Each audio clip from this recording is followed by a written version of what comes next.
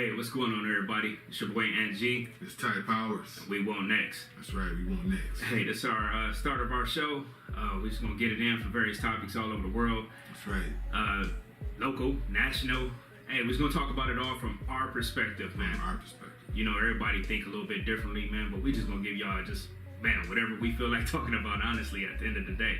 But you're gonna love it, though. You're gonna love it because they're giving you things that you will be interested in. Exactly. Hey, by the way, why don't y'all check us out on YouTube and Facebook, man. Y'all go ahead and subscribe and like our page.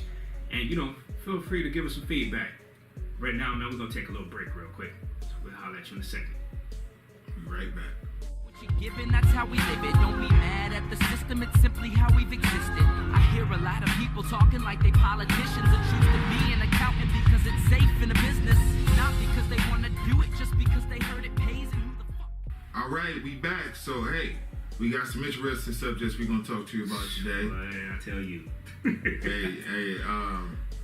What about this catfishing, man? I think you told me you had a little story about that. They got this show on MTV, if you're not hip, called Catfish. Basically what it is that, you talk to people on the internet and you start liking them. And then you find out, like, hey, later on you want to go meet. Basically, I had a experience back in the late '90s, back in my heyday or whatever. This internet thing. You get hip to the internet. You talk to people, and you find it kind of interesting. So you sit up here. You talk to this lady. You be like, hey, man, how you doing? Where you from? Oh, I'm from Louisiana. Okay, all right. I'm from Ohio. All right. So you start talking to them. You get accustomed to them, you know what I'm saying, and, conversation get good. Back in the day, we didn't have cell phones, so it was like, hey, call the house, collect, like, hey, which call it? You got to collect call from, hey, call me right now. Like, hey, that's what I'm saying. That's what we used to do back in college, whatever, and paging, you had a pager back in the day. They'll page you, you call, and then did a they'll lot call of you paging. back. Right. Yeah, so anyway, I had encountered a lady from Shreveport, Louisiana. And, we're talking and everything like that, Okay. And she was pretty cool, she sounded cute on the phone, you went for that, like, oh, man, she sounded all right. And, she told me she played basketball. So I'm like, oh, I know she in good shape, what I'm saying? She's a point guard, because, you got big centers now. So point guard got to be in shape because they got to run. They run the offense. So anyway, in the midst of talking, a couple months later, she gets into it and say, hey, tell me how I get to your house from Louisiana. Now, I told her a lot of things about myself. Like, I'm a geography buff. Like, I used to do road maps in my spare time. So, yes, of course, I could tell you, yeah, man, I know how to get anywhere. I am like the GPS, man. So, I told her, what I'm saying? Like, hey, you take this route, take that route, get off here and call me, right? Now, I'm thinking, like, okay, I'm just telling her that. I know that stuff off the top of my head, right? So, I get a call like 2 weeks later, and she's like, hey, I'm on my way up there. I'm like, yeah, right. She's not coming up here, She's like, no, for real, I'm about to get on the road. I remember the directions you told me. All right, anyway, I'm about to go out. I'll page you later. So I go out, hang out with the roommate and all that stuff, man. We go out, we touch down. I get a call like 19 hours later, right? I'm like, okay, what's up? Hey, how you doing? You didn't get my page last night? No, I was on the road. So I'm like, hold on, what you talking about you on the road? He's like, I'm here in your city. I'm like, word? Get out of here. So, wow. Now, mind you, during all that talking, I never got a picture. You know what I'm saying? Like, didn't get a picture. Usually I'd be like, hey, why don't you send me a picture, to the house or whatever, because, like I say, once again, we're dealing in the late 90s where people had to scan a picture, Yeah. And they were always, oh, well, my scanner is broke or something like that. But I forgot to get a picture because the conversation was so cool. So anyway, I'm like, all right, name 5 things around you, right, that you're at. She's like, all right, I'm at this BP gas station. There's a Nights Inn hotel. There's a Residence Inn hotel right there. I'm like, oh, snap, she is really here. The highway and like a McDonald's. I'm like, shoot, she is really here. I'm like, man, she came from Shreveport, Louisiana, man. So I'm like, all right. Now, mind you, I ain't got no picture. Now, I got a description of what she is. I'm like, okay, so what kind of car you got, right? And so she told me the car. So I'm like, damn, I ain't got no picture, man. I don't know what this girl looked like, man. She sounded like she looked good. Sounded like she in shape or whatever, man. So all right, man. So I go up there and drive to the gas station, brother. Let me tell you, man, I wanted to like drive off because I wanted to drive off because it's like, all right, man, you not cute at all. Like, you not nothing like you sound. Like, it's kind of like on the Friday scene, like you know, he's like, hey, I got Janet Jackson, you know, come out the car looking like Freddie Jackson. Yeah. She was a point guard, you know what I'm saying? She had the point guard shape or whatever, man, but just in the face. And I'm not superficial by any means, but like I say, who want to go to sleep with a booger wolf, you know, at the end of the day? So anyway, I tried to pull off, you know what I'm saying? I tried to pull off, like, I saw her and I was like, no, hell no, I'm not doing this, man. No way. So anyway, I tried to drive off. She jumped in front of the car like, baby, it's me. I gotta know what happened next. All right, man. So I had a good heart, man. I let her stay, man. I mean, like, you drove 19... Hey, you drove 19 hours. I had a heart. 19 hours. 19 hours, man. I'm like, what? You deserve to stay, right? So I'm gonna cut this short because, like I say, it gets real funny and interesting because a couple people actually know this story, man. So I take her back to the apartment, you know, and my roommate, I walk in, he see me walk in with her, he just starts shaking his head. He's like, that's what you get for messing with them girls on the internet, or whatever. I'm like, man, forget you, man, leave me alone. So we go to my room, right? And he was like, hey, Aunt, I'm throwing a party, right? Now, you know, we was known for our parties back in our day or whatever. So I'm like, dude, man, don't throw no party. He's like, yeah, man, you know, I want everybody to see this girl. You had to come up, man. She looked like a booger wolf or whatever. I'm like, dude, you bogus as hell, right? So immediately I get sick, right? So I'm like, oh, baby, I'm sick. But no, don't let me stop you from having fun with your friends or whatever. I'm like, nah, I'm sick, man. I ain't feeling it, man. So I just shut my door, man. This dude invited like 20 or 30 people over, man. Music all loud. They kicking it and stuff. Hey, come on out, man. I'm sick, man. Leave me alone. But make a long story short, man, like I say, she wasn't what she was cracked up to be, man. And like I say, technology has caught up now that, you know, you shouldn't be getting catfish. But like I say, I had a heart, man. You stayed, you know, you came 19 hours, man. I'll let you stay, man, till you went back home. So she stayed up here for like 3 days. And she was actually cool, but it was just somebody I just really wasn't attracted to, man. So that was that, man. But you know, these days, man, like I said, with all the technology nowadays, man, there's no way in hell you should get catfish, man. Well, the technology is the reason why people are getting catfish because there's so many people out there posting themselves so often. I just put it that way. That's true. And they have so many pictures up there. Some folks go up there, grab 20 pictures and say, hey, this is me. That's true. Know? So I personally have never been catfished. And that's a good thing, man. Hopefully I won't be. I've had times where I have met people who describe themselves differently. Hey, I can't do that. You know, you never know what comes out of it. But I'm gonna give you a tip, and I'm gonna give you viewers a tip, man. I usually charge $59.95 for this, right? Yeah, $59.95. But this is on the house, right? This is on the house. Plus shipping and handling. Man, plus shipping and handling, right? So this is what I'm gonna tell y'all to do, right? In order to prevent you from getting catfished, I'm gonna tell you this, right? Have that person that you're talking to, if you don't believe them, like, man, I got some speculation, man, I got some doubts that, man, this ain't you. Have them write down, now write this down, y'all. Have them write down today's date. You know, today's date, you know, such and such, and the time. Put it in front of them, you know, because everybody want to take selfies nowadays. Take that in front of them and send it to you, like right then and there. If they don't do that, you getting catfished. Bottom line, because right now, you know what I'm saying, everybody, oh, I can take a selfie. Okay, you can take a selfie. Take a selfie with a timestamp date on a picture, and that'll solve all of that. But yeah, I wouldn't put any time to anybody who's not making efforts to try to see me or anything like that. I would never put any time. you trying to hook up and, you know, hey, why don't we go have a drink or something like that, you know, to kind of break the ice. Oh, well, I gotta work. Okay, all right, work is cool. You know what I'm saying? All right, well, hey, why don't we meet at the park and go take a walk? You know, my dog is sick. I gotta go to the vet. Okay, all right, after about the third or fourth excuse, man, you getting catfish, bro. You know, or ladies, you getting catfish too. So, you know, in a nutshell, like I say, man, you know, y'all just be careful with that, man, because, you know, it's a lot of fake people out here. But, it is. But technology has caught up, and you can still get catfish, man. I don't believe that. You know, another topic that has been pretty hot nowadays, man, is the N-word and the usage of it, and, you know, how you feel about certain people using it. You know, when should it be used? Should it not be used? You know, what's your take on that? Well, I'm gonna be a little bit controversial about it. The N-word doesn't bother me. Mm-hmm. I'm intelligent enough to know that I'm not the N-word. True. And when a white person says it or another person says it, I'm not triggered. Okay. I'm not triggered at all.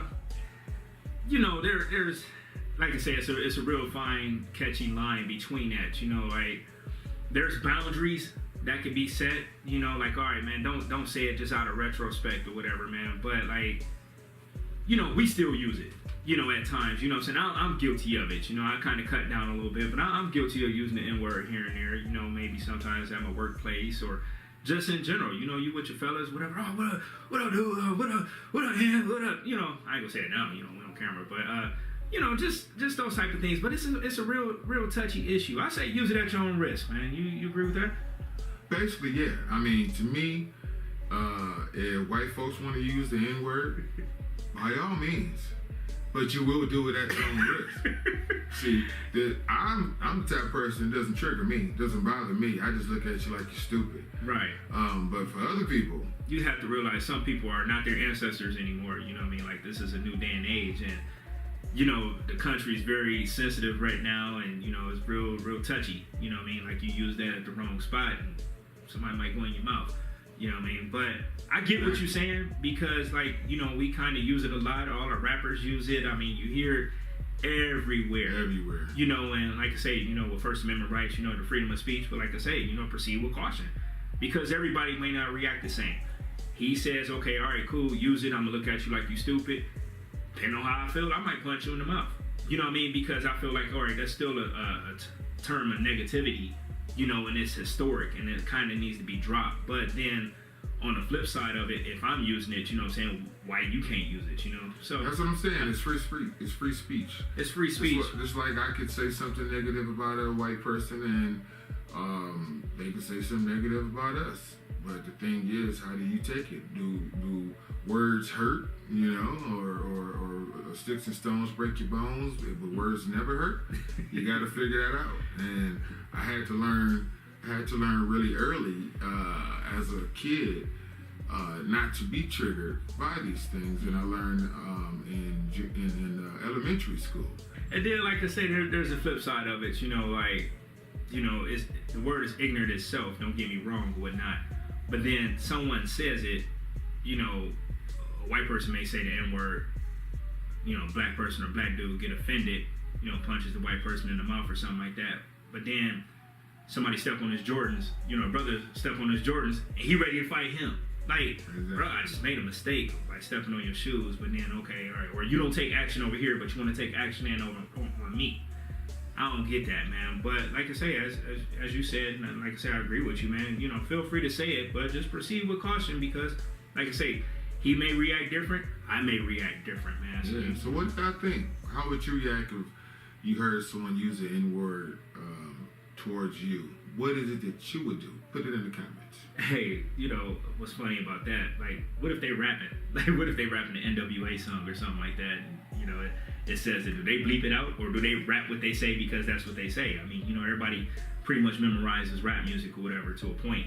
And, you know, if they say it right then and there, it's like, all right, am I allowed to say this? Am I allowed to rap? Am I allowed to follow my favorite rapper? Okay, Tupac be maybe my favorite rapper for a white person or something like that. And, you know, Tupac done dropped the N-word plenty of times, you know, like, are you allowed, is that person allowed to say it right then and there? And it's like, okay, all right, man, he's rapping, Tupac done said it, Tupac's his favorite rapper, I know it because you got a tattoo of Tupac, and it's like, damn, bro, like, it's a thin line. I don't know, I might push you out the way or something like that, or smack you in the mouth, like, all right, man, you know, be cool, but, ooh, that's touchy, man, that's touchy. I mean, yeah, I mean, if you like the music and you want to learn the music and you want to say the music, see, I don't mind things like that. Mm-hmm. I do mind if you go too far. Now, you can go ahead and rap the music if you want to, sing the music if you want to, but don't put on the black face. Don't try to dress like a black person or try to be a black person and do that. You can do it just fine. We'll get the gist just fine with you enjoying your rap song, saying whatever words that you want to say without you darkening yourself up to make yourself look like a black person. Right, because that's not really being black. Like, being black is like going to a bank knowing that you got like a 700 credit score and still get denied of a loan. Like, if you really want to be black, we could tell you how to be black. Yeah, black is a lifestyle.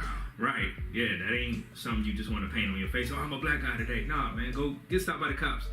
And, you know, got to keep your hands on the steering wheel all day. That's being black, you know. That's our life. And speaking of which, you know, getting stopped by the police or whatever, man, you know, our kids are out here, man. You know, we raising young black men, and you know, they may be out in public, and you know, how do they react to a police stop? I've told my son, you know what I'm saying, and it's sad that I have to teach my son that, okay, all right, man, when you are legit. You know, my son's a 3.3 student, I think, 3.3, and you know, he's about to go to college, got a full ride to University of Toledo and whatnot, and I have to tell him, all right, man, if you get stopped, 10 and 2, you know, if you know you're about to get stopped or you see the lights behind you, man, already have your stuff out and put on the dash. I don't think, you know what I'm saying, you know, white people really had that conversation with their kids. They don't have to. Yeah, they don't have to have that conversation. Because people, when they're stopped, for some reason, they're not looked at like we are. And I really have never been able to understand the perception of officer of the law who's there to protect, who should be a very a strong and fearless person. Mm-hmm. You would think. So fearful when a black person comes around and, oh my God, I was terrified. I had to shoot him. Boom, boom, boom, boom, boom. He did something, I had to shoot him. Ah! It's like, how can a person who is trained to deal with people all of a sudden find so much fear just because this person's skin color is different? I always wondered those things. And you know, if you ever saw our boys, you know, they harmless. You know, they don't come off stereotypical or whatever. It's crazy that, you know, we have to say that also again too. Yeah. That, you know, oh well, you know, I have to tell my son, okay, all right, man, cut down your afro because I don't want you to get stereotyped. Or hey, make sure you don't have this shirt on or something like that. Or make sure you pull your pants up. You know, we're taking, you know, our individuality away from our boys. You know what I'm saying? They want to kind of be unique and be themselves. But you can't do that because, you know what I'm saying, you got this world looking at you. And then you so happen to get stopped by the police. And I know our boys is harmless. They're not going, man, they ain't going to let nothing die or they ain't going to kill nothing. That's true. You know what I mean? So, you know, they sitting there during the stop, man, they terrified, they don't know what to do. And, you know, we see it in the news. You guys see it in the news too, man, where, you know, people just getting shot. Unarmed dudes getting shot. There was one in North Carolina, you know what I'm saying? I didn't read the full gist of it. I just heard he got shot. He was putting down his gun. And they still shot him. Like, you know what I'm saying? He's turned away from him. They still shot the guy. And that's not cool, man. There's too many stories. It's a lot of stories, man. It was one in Vallejo, California, a couple weeks ago. This dude was sleeping in his car. And I knew about this one because I was actually watching the news on this one, man. This dude was sleeping in his car, but he so happened to have his piece. I guess he fell asleep, you know, in the car or whatever, you know, windows up or whatever. And he had his piece in his lap. So you can hear the police, you know what I'm saying, on their cameras and, you know, hey, all right, just be careful. All right, we're going to do this. Or, hey, we're going to do plan B if this happens. So I guess they knocked on his window. Of course, he's startled. I mean, if I'm asleep and you wake me up, of course I'm going to jump up and react. But I guess he jumped up and reacted and kind of grabbed his gun and they fired on him. Killed him. Wow. For no reason, man. And, That's you know, terrible. We have to tell our boys, like, all right, man. It's crazy, man. Like how many people just get shot for no apparent reason. Yeah, I mean that's just a waste of life, man. That's a waste of a good person who probably was just minding their own business. Yeah, they sleep in the parking lot. And for some reason we can get shot like that, but these guys who kill 50 people, send bombs, terrorize folks. Man, homegrown terrorism, domestic terrorism. Yes. They always get arrested. They call it mental health. I don't know how it's domestic terrorism. It's what it is, you know. And they, you know, like Dylan Roof, you know, he shot 9 people in South Carolina, and they took the dude to Burger King. Or there's another guy who wanted to send pipe bombs in. Like I say, they just arrest him. You know, he walked right on out. Yeah. But you know, some black men don't get a chance to make it home, man, and it's really touchy, man. Because like I said, I know we're raising young black men to be the best and be respectful, and you know, what I'm saying, represent us when they leave the house, and yet they got to deal with this demon, man. You know, once they riding around, man. That is, y'all comment, man. Y'all add y'all. I'm done with this one, man. Y'all really, you know, seriously, man, because my son, you know, he just hit me up earlier, like, hey, Dad, I'm about to step out. You know what I'm saying? And I always tell him, all right, son, be careful. You know, don't do nothing stupid. You know what you're supposed to do. You know, we don't have to go through this conversation. But once again, like, be careful. You know, and be safe out here. You know what I'm saying? Because you just never know. You know what I'm saying? You get that stopped and how you going to react. Or you might accidentally reach for something. And then next thing you know, I got to hear about my boy on the news. And then they gonna slander him. Yeah, 2 times, man. They gonna try to find his worst pictures ever. Like, you ain't gonna find no worst pictures. You ain't gonna find no bad pictures, excuse me, of my son at all. But they gonna try to find something negative. Oh, well, he jaywalked in the 5th grade. Like, they just gonna, you know, as I heard sometimes before, like, they kill you twice. Like, you know, they kill you physically, and then they try to demonize you. Your character. In the media. You know what I'm saying? Oh, well, he failed in the 2nd grade. He got an F on a social studies test. Oh, he's a bad kid. You know, get the hell out of here with that, man. Anyway, man, y'all feel free to add y'all comments or anything that y'all want to add on this one, man. I'm done with this one, man, for real. I'm already called my son now. Make sure to see where he at right now, man. Sometimes you be worried about him. Yeah. Just because. Yeah, that's... And that's what being black is. Yeah, exactly. Exactly, man. You put that right on point, man. But this next one, women dating guys in prison. Oh, man. Let's go there, man. Let's. Hey, we want next, man. Let's get it. Yeah, we do want next, and we want. Well, you gotta stop it. But you know, how can ahead. How can you get next, right? If a girl is dating a guy in a joint, right? Now, well, right, like you want next. I actually had next in a particular situation. All right. I would say. Of course, I'm not going to say any names, but the lady who I was talking to previously before me had been writing men in jail and had got involved with the guys who she was writing in jail. Okay. And I happened to come along, and she had kind of changed her life around. Now she, you know, is Christian and doing different things. Hold on, pause, right? So you mean like she was just out here, just like rambunctious, man, just out here, and then like she meet a good guy, and then it's like all of a sudden want to, you know, change her life around and have standards. Yeah. Ooh, that's a whole nother topic. But go ahead. It was just that. It was all of a sudden now I got standards. I'm not gonna do and all this and all that, which put a whole bunch of strain on our relationship.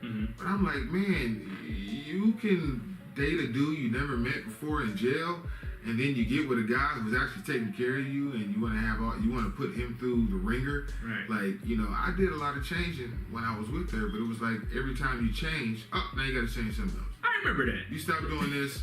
You stop doing this. Not now. I need you to stop doing that, or I need you to start doing this. It's like you never. When somebody feel like that they own their own thing, you can never please them. That's true. And like I say, you didn't treat T-Bone like that. Exactly. Exactly. T-Bone has you in the car doing drive-bys. Yeah. All types of stuff. Banging you in cars, banging you in wherever the hell he wanted to. Right. But then, you know, that the nice guy comes about, and next thing you know, I'm holier than thou. We're going to church and then Bible study 7 times a week. Man, get that out of here. But women, be careful if you so happen to be dating guys in prison, because there's some statistics out here that you might want to be leery of, man. Yeah. I hear that you know, if a guy has been like incarcerated over a little over 5 to 6 years or whatever, there's an 80% chance that he's been involved in some extracurricular activities that you may not know about, because having sex with dudes. Oh, hey, he said that, and that's the truth. About 80% of that actually happens. You know what I'm saying? If you've been incarcerated for a long time, I mean, you know, some of these. I'm not, and again, I've never been to prison. He's never been to prison. I can't. This is information. I'm too bringing pretty for prison. Yeah, and this is free. Like I say, other than that, it'd be $59.95, man, on another show, man. But this is on the house or whatever. So you have to be careful. You know what I'm saying? You know, you have some women, they go see these guys in prison, and you know, first thing they do, of course, is they kiss them. But not knowing that this guy just kind of just kissed his other, you know, his bunkie or something like that. He might have kissed a little special. He might have kissed a part of his bunkie, which.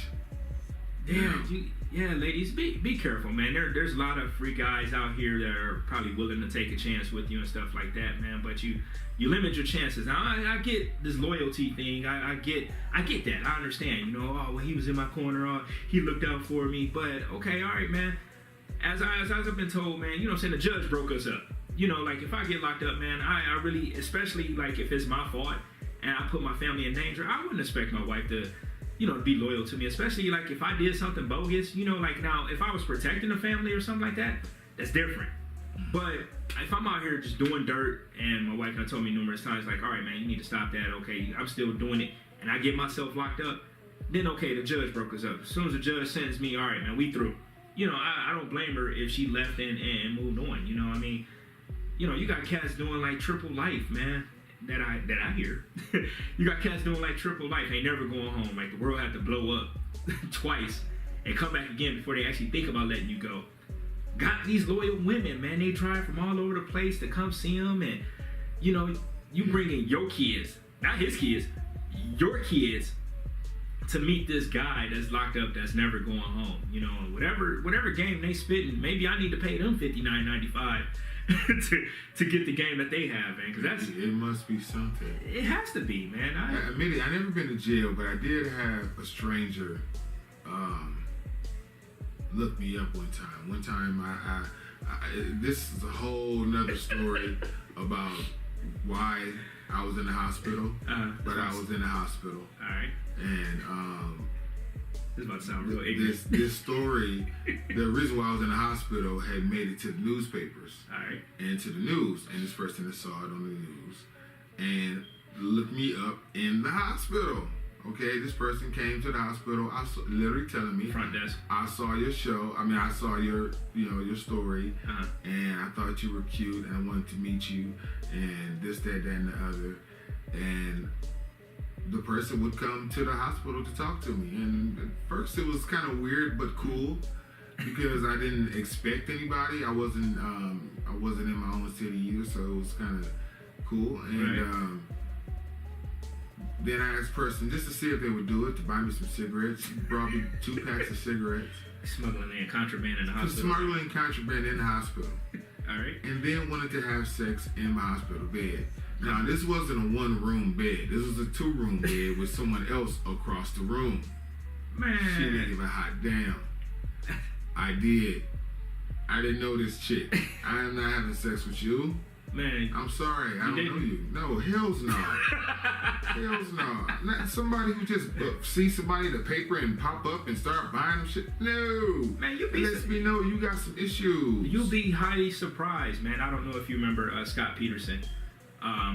This was in California, man. He killed his wife, his pregnant wife.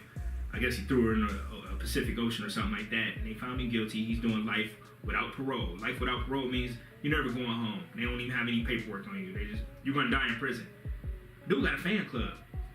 He has a real life fan club. Like a lot of these serial killers, you know, like kind of like Manson or whatever, they have fan clubs. And Manson got married like 4 times in the prison. Like, you know, of course he died in a joint or whatever, but he, you know, never going home. He got a wife.